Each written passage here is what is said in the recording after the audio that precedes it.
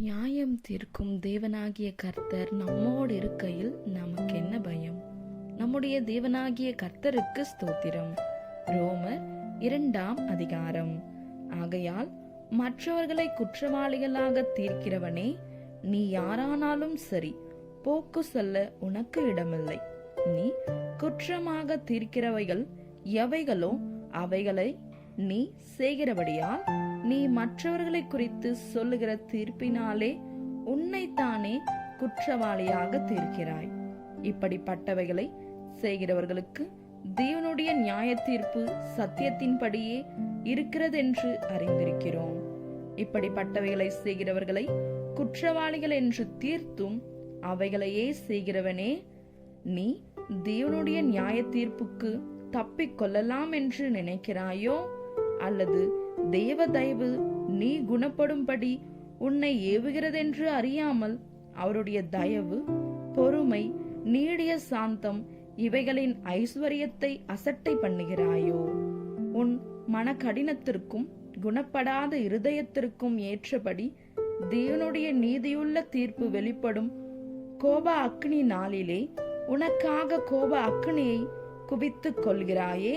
தேவன் அவனவனுடைய கிரியைகளுக்கு தக்கதாய் அவனவனுக்கு பலனளிப்பார். சோர்ந்து போகாமல் நற்கிரியைகளை செய்து மகிமையும் கனத்தையும் அழியாமையையும் தேடுகிறவர்களுக்கு நித்திய ஜீவனை அளிப்பார். சண்டக்காரராயிருந்து சத்தியத்திற்கு கீழ்ப்படியாமல் அநியாயத்திற்கு கீழ்ப்படிந்து இருக்கிறவர்களுக்கோ உக்கிர கோப அக்னி வரும்.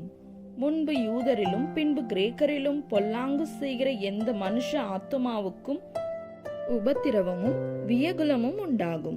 முன்பு யூதரிலும் பின்பு கிரேக்கரிலும் எவன் நன்மை செய்கிறானோ அவனுக்கு மகிமையும் கனமும் சமாதானமும் உண்டாகும். தேவனிடத்தில் பட்சபாதம் இல்லை.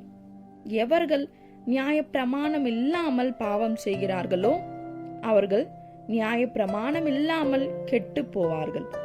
எவர்கள் நியாய பிரமாணத்துக்குட்பட்டவர்களாய் பாவம் செய்கிறார்களோ அவர்கள் நியாய பிரமாணத்தினாலே ஆக்கினை தீர்ப்பை அடைவார்கள்.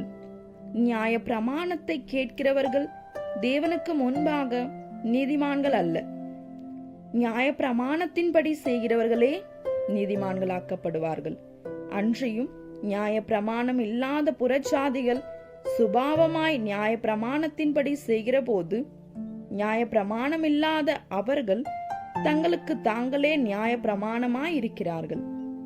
அவர்களுடைய மனசாட்சியும் கூட சாட்சி இடுகிறதினாலும் குற்றம் ஒன்று குற்றம் இல்லை என்று அவர்களுடைய சிந்தனைகள் ஒன்றை ஒன்று தீர்க்கிறதினாலும் நியாய பிரமாணத்திற்கேற்ற கிரியை தங்கள் இருதயங்களில் எழுதியிருக்கிறதென்று காண்பிக்கிறார்கள். என் சுவிசேஷத்தின்படியே தேவன் இயேசு கிறிஸ்துவை கொண்டு மனுஷருடைய அந்தரங்கங்களை குறித்து நியாய தீர்ப்பு கொடுக்கும் நாளிலே இது விளங்கும். நீ யூதன் என்று பெயர் பெற்று நியாய பிரமாணத்தின் மேல் பற்றுதலாயிருந்து தேவனை குறித்து மேன்மை பாராட்டி நியாய பிரமாணத்தினால் உபதேசிக்கப்பட்டவனாய் அவருடைய சித்தத்தை அறிந்து நன்மை தீமை இன்னதென்று வகையறிக்கிறாயே.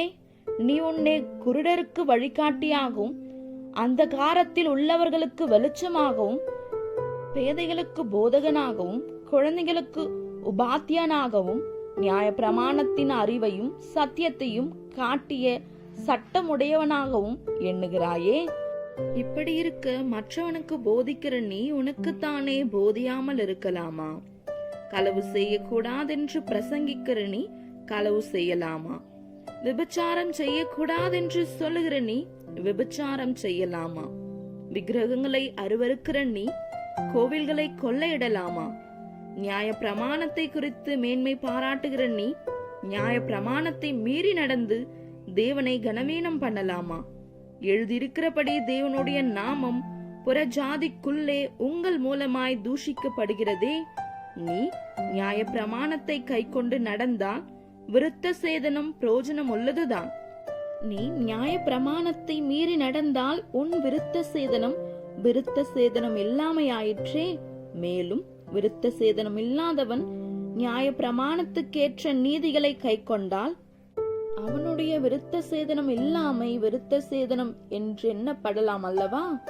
சுபாவத்தின்படி விருத்த சேதனம் இல்லாதவனாயிருந்தும் நியாய பிரமாணத்தை நிறைவேற்றுகிறவனாயிருந்தால் அவன் வேத எழுத்தும் விருத்த சேதனமும் உள்ளவனாயிருந்தும் நியாய பிரமாணத்தை மீறுகிற உன்னை குற்றப்படுத்துவான் அல்லவா?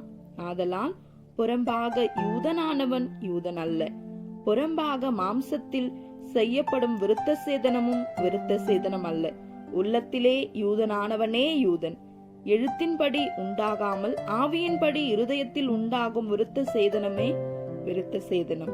இப்படிப்பட்டவனுக்குரிய புகழ்ச்சி மனுஷராலே அல்ல, தேவனாலே உண்டாயிருக்கிறது. ஆமென். இந்த வசனங்களை கேட்டுக்கொண்டிருந்த உங்கள் அனைவரையும் நம்முடைய தேவனாகிய கர்த்தர் ஆசீர்வதிப்பாராக. ஆமென்.